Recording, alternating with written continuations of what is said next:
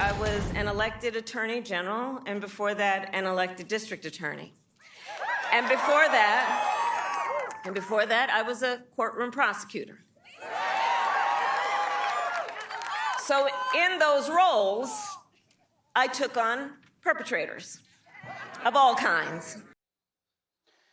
Kamala Harris leaning into her prosecutor roots on the trail. You hear it all the time as she heads back to San Francisco today. But under her leadership as district attorney of San Francisco, she declined to pursue the death penalty for a gang member who murdered a cop, instead punishing parents for kids' truancy. Then, as Attorney General, she stayed silent on the passage of Prop 47, which downgraded felonies. Former San Francisco police officer Joel Aylworth joins us now. Joel, you were a police officer in San Francisco, which means you lived with the reality of policies of the climate of the time. You lived through it. We can go back and look at stats. We can talk about it and analyze it. You were there. What was San Francisco like when Kamala Harris was the district attorney, and what impact do you believe she had on that environment?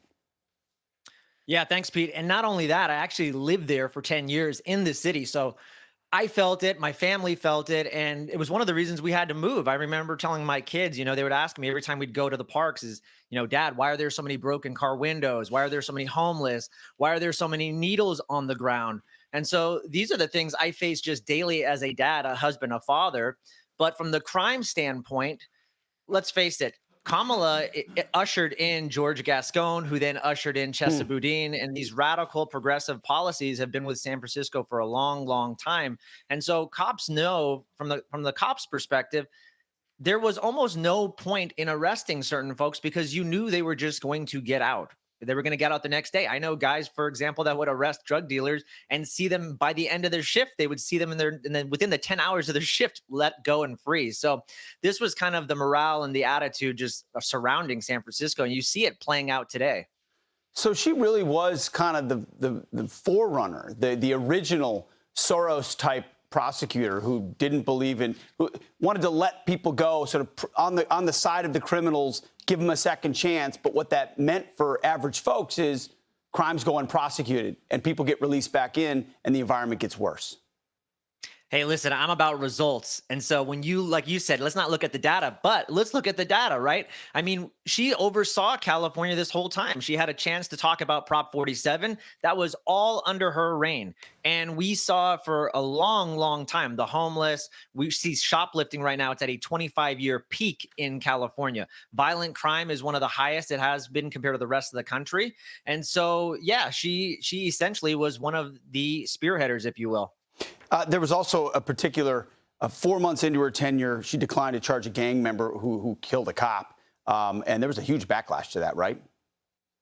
Yeah, that was a big death blow for the San Francisco Police Department. And listen, the reality is probably that would have never got charged anyways in a liberal state like California. And I don't think it's been charged in a long, long time anyways, if we look at historically. But what happened was within her first 4 months, she never even consulted the family. And within her first press conference, she immediately said, hey, I'm not going to do that. And I think a lot of SFPD and some of the higher ups, as well as the POA, a lot of them were stunned. And if you look right now, even Isaac Espinoza, his wife, till this day has never gotten an apology. And even she was surprised that it went down that way. So it was really just a matter of etiquette, I would say, is the most important thing. And, you always have a chance to go back and do the courageous thing and apologize. And that's never happened.